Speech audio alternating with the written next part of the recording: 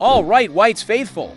Gather round, because what I'm about to tell you is going to send shockwaves through every corner of Elland Road. Listen, I know you've been riding this roller coaster with Daniel Fark, watching our boys battle it out in the Premier League after that glorious promotion. But today we're diving into three massive stories that could define our entire season. First up, we've got a transfer decision from the summer that's got everyone talking. Remember that magical winger who lit up the championship like it was his personal playground? The one who had defenders spinning in circles week after week? Yeah, that guy. Well, the club made a choice about his future, and with our current injury crisis, some of you are going to be furious when you hear what went down. But wait, it gets even more intense. There's a player in our squad right now, someone who cost us an absolute fortune, who everyone had written off as a complete disaster, a flop. But guess what? This lad is finally starting to show why the club believed in him, and the stats are going to blow your mind. And if that wasn't enough, we've got January transfer drama already heating up. There's a Champions League level midfielder with over 100 caps for his country, who's been linked with a shock move to Leeds. But does he want to come to Elland Road? So smash that like button if you bleed white, drop a comment telling me where you're watching from, and subscribe because you do not want to miss a single update. The question is, are the Whites making the right decisions to keep this Premier League dream alive? Let's find out. Right, let's rip the plaster off. We're talking about Manor Solomon. Remember him? Of course you do. That's the Israeli magician who absolutely tormented championship defenses last season. While on loan from Spurs, 10 goals, 12 assists, 67 chances created, 70 successful dribbles. The man was an absolute menace in the best possible way. Every time he got the ball, something special happened. BBC pundit Steve Wilson was calling his play magnificent week after week. So naturally, when we secured promotion, everyone assumed it was a done deal. Bring the boy back. Simple as that, right? Wrong. Adam Pope has just blown the lid off the real reason why Manor Solomon never returned to Elland Road. Leeds could have brought him back on loan from Tottenham for a second spell, but they chose not to. Instead, they went all in for Noah Okafor from AC Milan, making it a permanent transfer. But here's the kicker, it wasn't just about Okafor being the shinier option. The club had serious concerns about Solomon's injury record in recent seasons. They looked at his fitness history, saw the red flags, and thought, we can't risk building our Premier League attack around someone who might spend half the season in the treatment room. Now here's where it gets painful. After Leeds said no, Solomon headed to La Liga to join Villarreal. And what's he done there?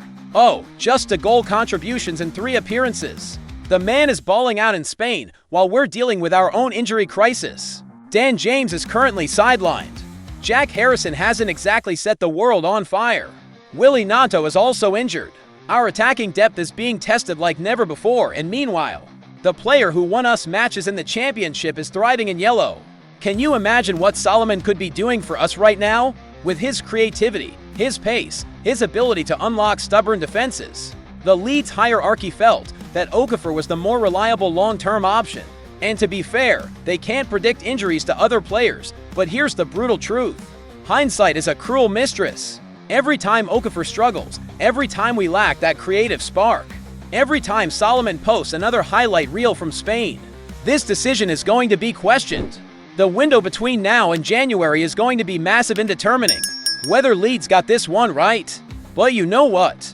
That's not even the most controversial story today. Let's talk about the elephant in the room, Brenden Aaronson.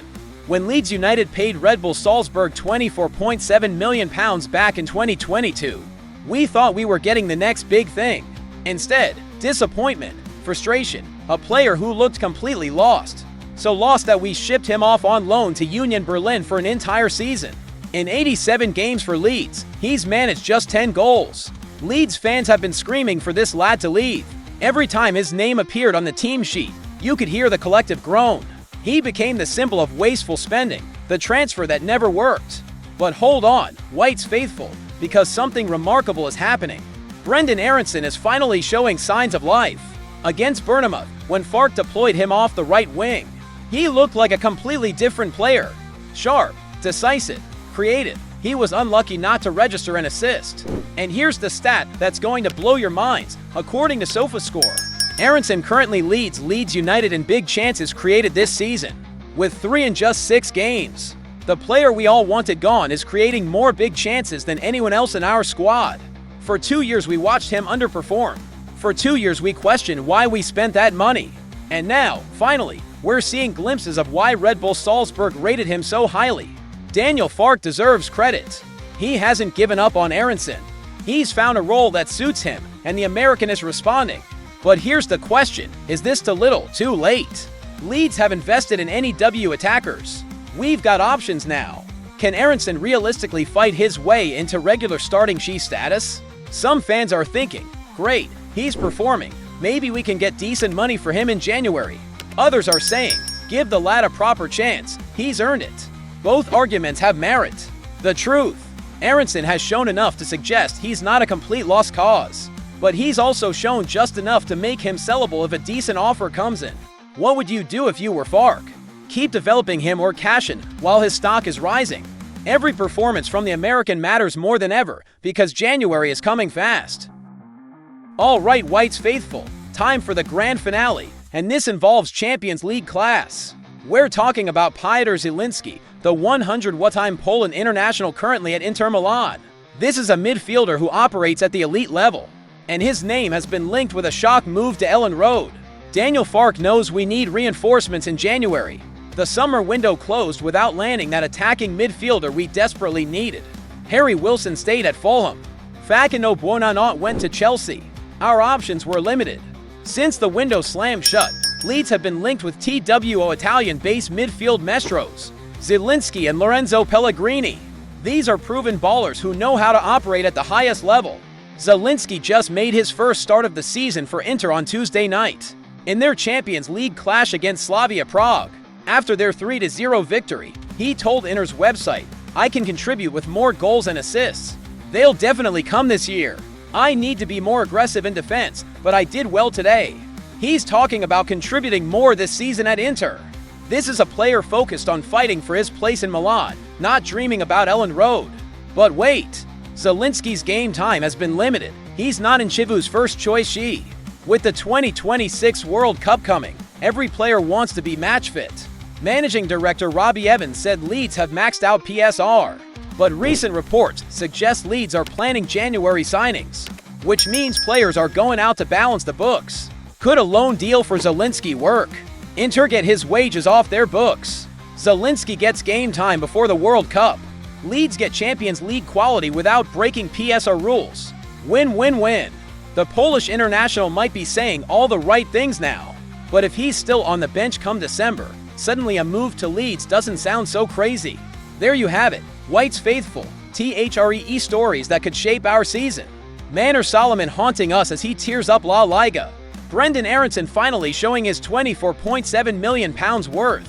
And Champions League quality being linked with Elland Road. The common thread, January. That winter window is going to be massive. Do we regret Solomon? Does Aronson's form earn him a stay?